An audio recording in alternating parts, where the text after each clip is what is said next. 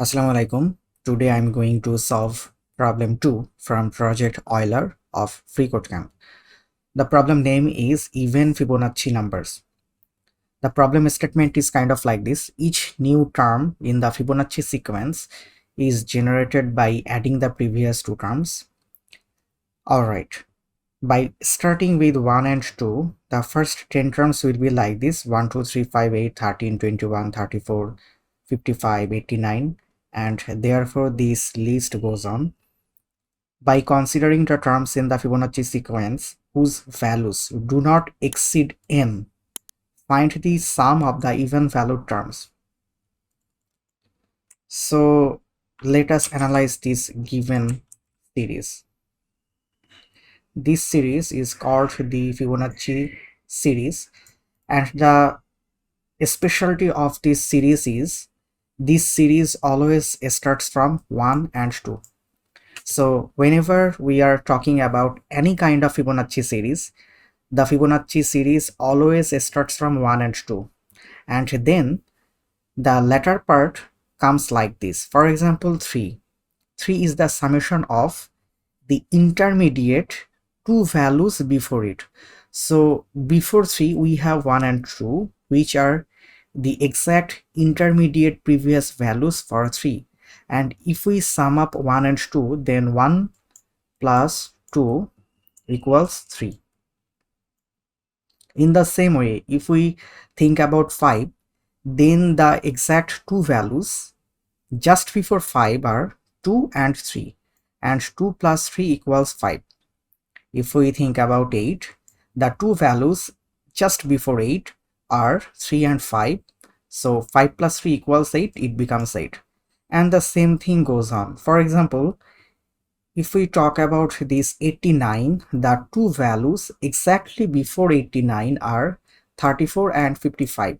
And if we sum up them, 34 plus 55, the value obviously becomes this 89, right? So this is the Fibonacci series, and the Fibonacci series is actually like this. Now, if we think about the question, it tells us that we have to continue this series until we reach n. So let's say if the value of n is 13, so we have to take this Fibonacci series till 13. Sorry, not till 13, before 13. Or by considering the terms in the Fibonacci sequence whose values do not exceed n. Alright, let me read it out again. Alright, I did a silly mistake here.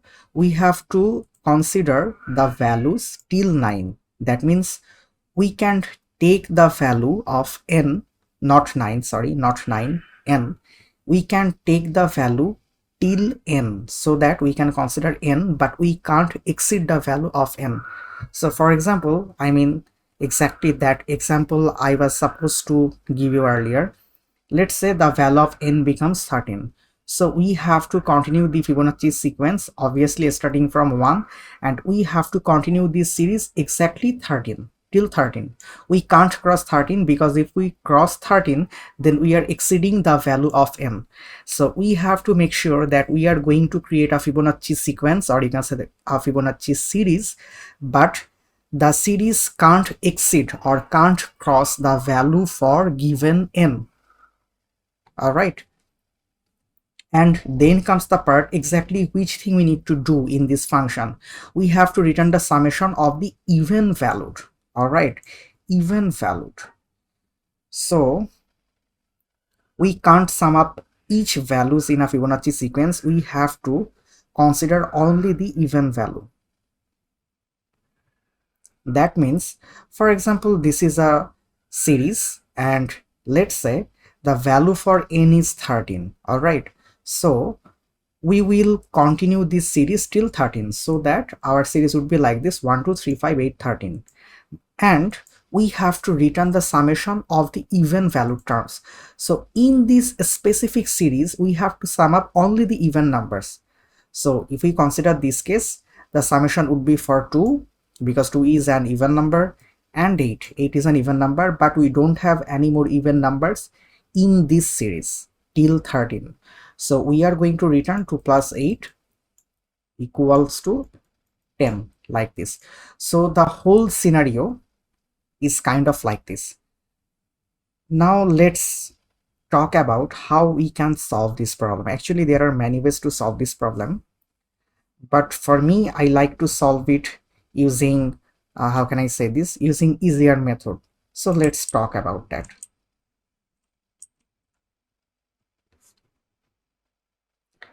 As I have already told you that Fibonacci sequence always starts from 1 and 2.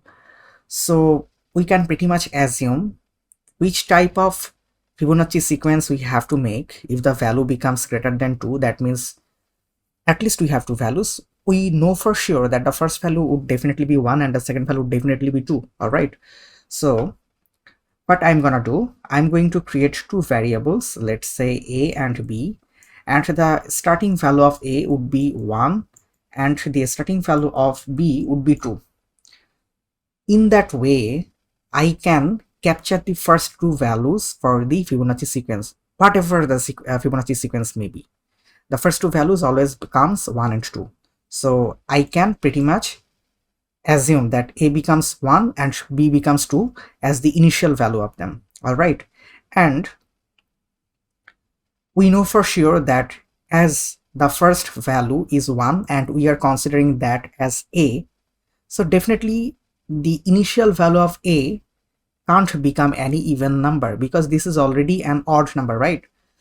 But B, the second value, the first value of B is 2 and 2 is an even number. So B is an even number.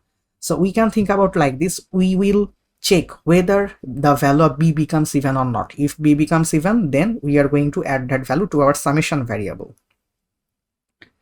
And then the term comes, all right, we are going to calculate the first two values like this, A and B. A is 1, B is 2 for the initial value. But how we are going to iterate through the entire series, all right? So I can take another variable. Let's say the name of that new variable can be next term. And as we know that all of the numbers is actually the summation of the exact two values before that. So we can consider this like this. Let's say the new variable's name is next term. Can't I maximize this? All right, I think it's visible. All right, it looks better, I guess. So I will be considering like this. Next term would be A plus B. All right, sorry, it would be next term. So my solution will work like this. The initial value of 1 is the initial value of A is 1, the initial value of B is 2, and for the next values I will be using another variable. Let's say I'm gonna name it next term, and the next term is always equal to A plus B. But if the value of A and B always remains the same, then how we are going to iterate the entire series, right? So it would be complicated. So what we are going to do, we are going to shift the position of A and B after calculating each next term values. So how might that work? So let's say as the initial step, A is 1, B is 2, and next term A plus B equal to 3. We have got the values till now. All right. And when we are going to calculate the next term, A will shift its place from here to here. So now the new value of A would become 2. And the V was here, and V will shift its place from here to here. So the new value of B becomes 3. All right. And this process repeats. Obviously, next term, the first value of next term was 3. And obviously the next term also needs to shift its position. So the new position of next term would be from 3 to 5. So in each iteration, next term would shift one value to the right, B will shift one value to the right, and A will shift one value to the right, and our calculation will go on. So in that way, I think I can solve this problem. So let me try it out. function Fibonacci Fibo even sum n. All right, so I have to declare a variable sum, and the initial value would be 0, because if we can't get any values to add to our summation variable, let's say sum variable, the default value would be 0, right? And as we have already talked about, the initial value of a is 1 and the initial value of b is 2. And now we have to consider how long we are going to iterate, or you can say how long we are going to create a Fibonacci series. So we are going to create this series until b reaches to our given n. All right, so while b less equal n, the condition is true, and we will continue our process. And now we have to keep in mind that we have to only add those specific value to the sum if the value becomes an even number. So I can consider here, let's say if b mod 2 equals 0, that means if we divide b with 2 and the remainder becomes 0, then we can say that b is completely divisible by 2 and b is an even number. So if b is an even number, we are going to store the value of b to our sum like this, and now we need to shift their position. All right, so first of all we need to think about our next term variable. The next term variable would be the summation for the intermediate two values before it, so it would be a plus b, and then we have to shift the position of each values. So a would shift to the position of b and b would shift to the position for next term. That's it. And after then we have to return the summation. So that's it. This should work. Let me check. So it got accepted. Don't worry about the solution because I'm gonna provide that in the description box. So that's it.